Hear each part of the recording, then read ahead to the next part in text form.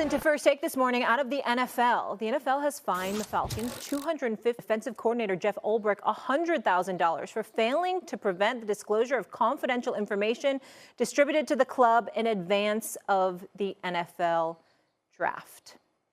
Okay, RC, I will start with you. Your reaction? Yeah, I think this has to be done by the NFL. When you look at just all of the prank calls, but now a coach's son is calling an NFL hope for NFL draftee on the most important day of his life, and that is with the intention of being mean. That is with the intention of it having a negative effect. When you are in charge of this sort of sensitive information, it is your job to keep it confidential. And I think Jeff Ulbrich, being at his home, may have gotten too comfortable, but what this incident shows us is you never can be.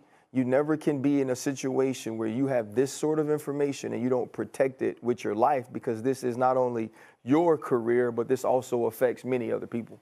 Yeah, I mean, what it comes down to, right, the league always talks about they want to safeguard the integrity of the game, right? And they want to safeguard information like this that they don't want getting out to the general public. Obviously, this is the general public. This is the man's son.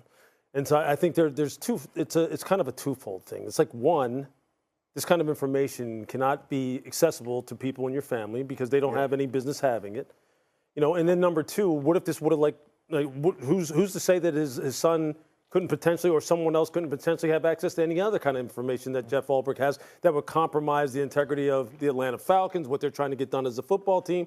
I mean, there's a lot of different layers to this. So I think what they're trying to say is, hey, look, you better be more careful now. Going forward, coaches, you better be more careful, especially if you know you have some sensitive information like that laying around your house. What would be interesting is to hear the conversation that he had with his son about this. Because this is a 21-year-old young man who did this. This isn't some 14, 15-year-old. Yeah, it's a disaster with the kid, 100% right. Oh, why are the Falcons getting the $250,000 fine? I mean, Ulbrich had the number. The Falcons are not supposed to give it to Ulbrich? Of course he has to have the number. He's a defensive coordinator. So why the Falcons get – I know the NFL is trying to spread the blame around, but I don't quite understand why – I don't understand how it's, you know, Arthur Blank's fault that Ulbrich's kid, when Ulbrich had the number, did a bad thing. It's not Blank's kid, it's Ulbrich's kid. And Ulbrich works for the Falcons. He got the number at home. He took it, so we got to blame Atlanta? Well, I don't quite understand why they get the $250,000 fine myself. The only interesting thing about that to me is this. When you say, like, Ulbrich works for the Atlanta Falcons, he has to have the number. Shedeur Sanders is a quarterback. Jeff Ulbrich is a defensive coordinator. Why does he need to have the number? What did he need to have the number for in that particular? But he obviously did, because the kid stole it from Ulbrich. Well, and they're also, too, you find the Atlanta Falcons so you can put some sort of accountability on the organization. Right. Because, as you know, it's one thing to have to regulate yourself, but when we have people to answer to now, that pressure that is being put on them, it also trickles down to you. So I think that's a part of the NFL also saying that, yes, this time it was Jack's Ulbrich, right? What happens the next time? Or what happens if it takes another step where some of this information gets out and now one of these individuals is actually physically injured? And so I think it's more about making a point. We need all of you to be locked in. Well, y'all are absolutely right. I mean, the fact of the matter is you have to find an organization because you're connected to the individual. You employ the individual that this happened with. And so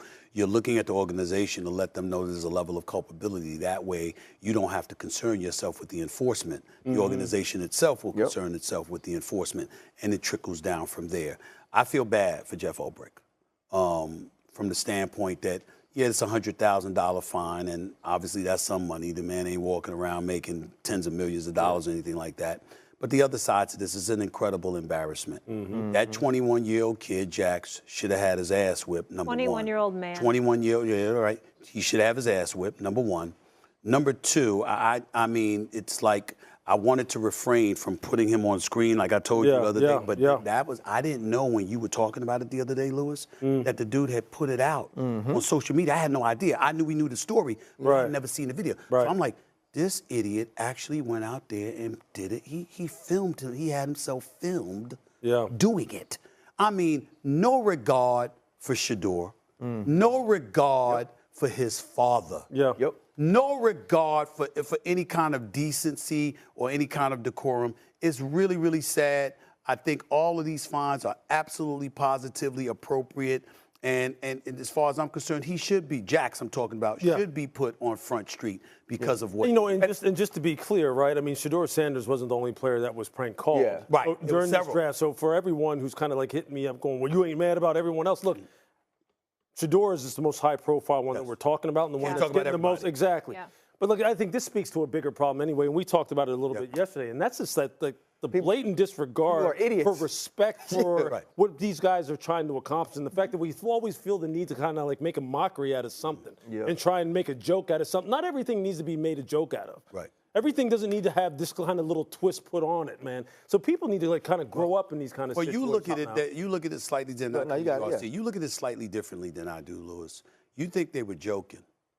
I think they were intentionally trying to hurt him. Agreed. Well, you know, I'm using the word joking loosely. I mean, of course, you're doing something that's just because remember, look, and I went back and I watched the video, and remember what Jack said to him. You know, New Orleans Saints and Mickey Loomis. You know, I know you're looking forward to us. Well, it ain't gonna happen today. Right. You understand what I'm saying? You're going to have to wait a little longer. Yeah. Listen, like, damn. This whole thing was egregious, and it's wrong for any player, but it was certainly kicking a man when it's down when you talk about Shedeur Sanders and what was a national story and a humiliating situation.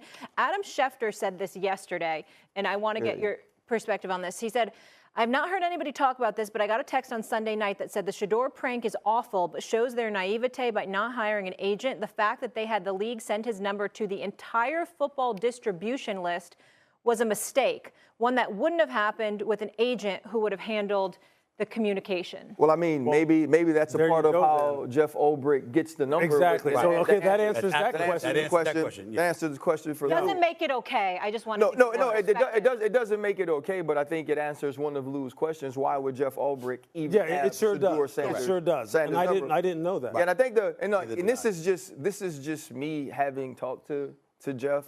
A lot of times too, you have to think about what's going into what he's dealing with right now, and having the embarrassment and also having to deal with your son. And you also don't know what's going on within a family. And it's no excuse for a 21-year-old man to behave in this manner. But it speaks to what Lewis is saying as well.